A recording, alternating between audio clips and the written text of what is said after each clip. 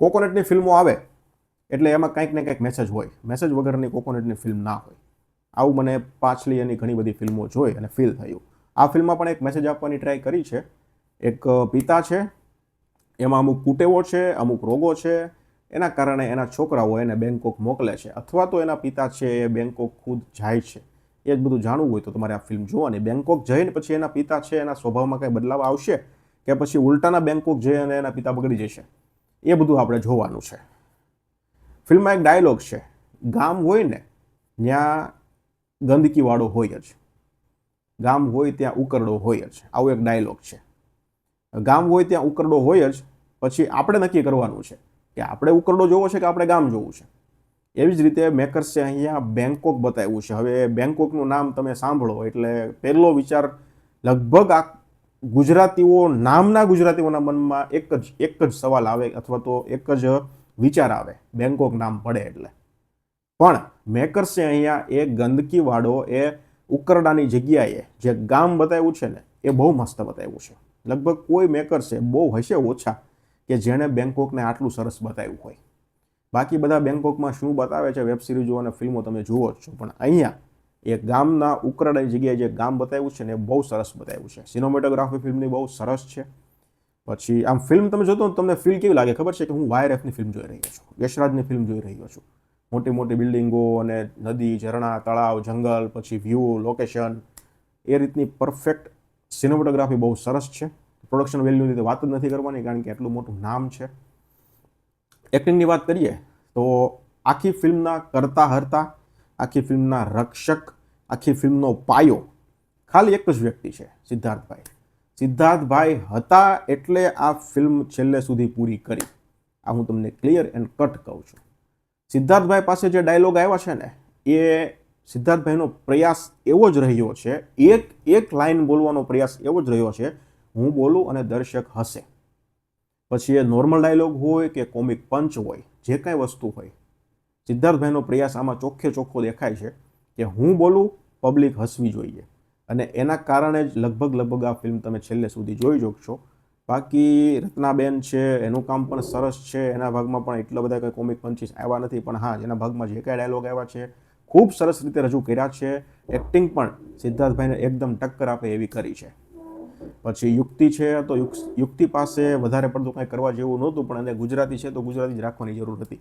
ખાલા પંજાબી બતાવી અને અમારે નેગેટિવ પોઈન્ટ એક બોલવો પડ્યો, એટલે પંજાબી બતાવવાની જરૂર બિલકુલ નહોતી. દેવર્ષિ શાહ છે તો દેવર્ષિનું કામ પણ સારું છે, ડિસન્ટ છે.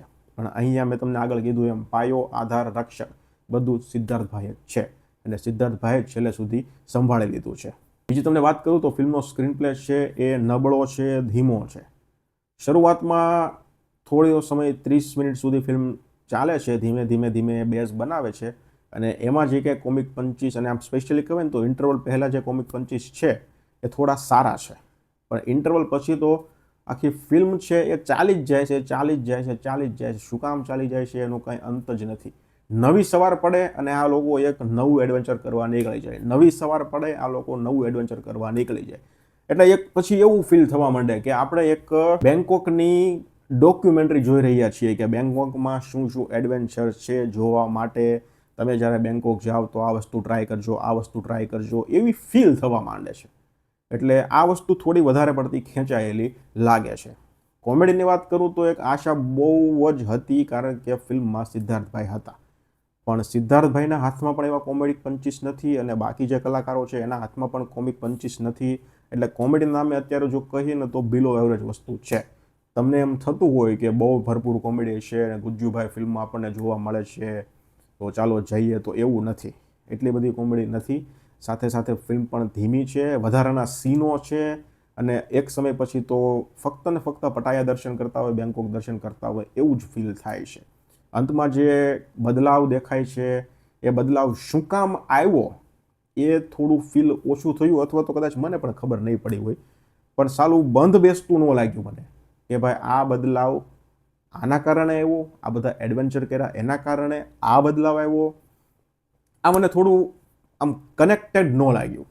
એટલે જે મેસેજ મેકર્સ દર્શકોને આપવા માંગતા હતા એ મેસેજ કદાચ દર્શક સુધી પહોંચશે કે નહીં પહોંચે, એ કલેક્શન આવે ને પછી ખબર પડશે.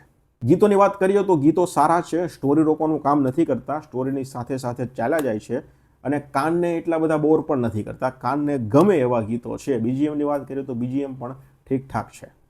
ફિલ્મ બનાવવા પાછળ મેકર્સનો ઉદ્દેશ્ય ખૂબ સરસ હતો, ખૂબ સરસ એવો સંદેશ હતો જે દર્શકોને આપવાનો હતો, પણ કદાચ એમાં મેકર્સ ફેલ થયા છે.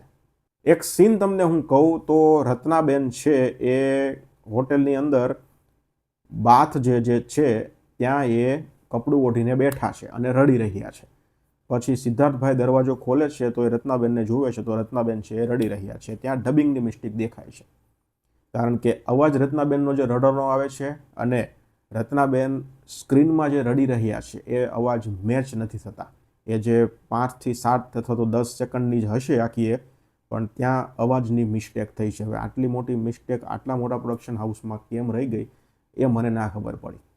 તો ઇન શોર્ટ તમને કહું, એક સરસ એવો મેસેજ આપવાની ટ્રાય કરી હતી એક કોમેડી અંદાજમાં, પણ કદાચ મેકર્સ ત્યાં ફેલ થયા હોય એવું મને અત્યારે લાગી રહ્યું છે. બાકી સિદ્ધાર્થભાઈના ભરોસે આખી ફિલ્મ ચાલે છે અને સિદ્ધાર્થભાઈના ભરોસે જ આખી ફિલ્મ છે એ પૂરી થાય છે. બાકી વધારે પડતી કોમેડીની આશા લઈ અને આ ફિલ્મ જોવા માટે તો જતા જ નહીં. ફેમિલી સાથે જોઈએ એવી ફિલ્મ છે. બેંકોકના સીન છે એનો મતલબ એવો નથી કે તમે ફેમિલી સાથે નહીં જોઈ શકો. ફેમિલી સાથે, બાળકો સાથે જોવાય એવી ફિલ્મ છે. તો ટેકનિકલી ફિલ્મ સારી છે અને એક્ટિંગ બધાની સારી છે, પણ લખાણ નબળું છે, સ્ક્રીન પ્લે ફિલ્મનો છે એ નબળો છે અને ફિલ્મની જે સ્ટોરી છે, ફિલ્મનો જે કન્ટેન્ટ છે એ સાવ નબળો છે. એટલે આ ફિલ્મ જોતાં જોતાં લગભગ તમે થોડા ઘણા બોર પણ થશો અને થોડી ઘણી વારે તમારા મોઢા પર નાનું એવું સ્માઇલ પણ આવશે અને અમુક સીનમાં થોડું હસવું પણ આવશે. આ રીતે ફિલ્મનો અંત આવશે. ફિલ્મનો જે મેસેજ છે એ કદાચ તમારા સુધી પહોંચે ના પહોંચે એ પણ એક સવાલ છે. એવરેજ ફિલ્મ છે, વન ટાઈમ વોચ કહી શકાય. મારા હિસાબથી આ ફિલ્મને 2.5 સ્ટાર. ધન્યવાદ.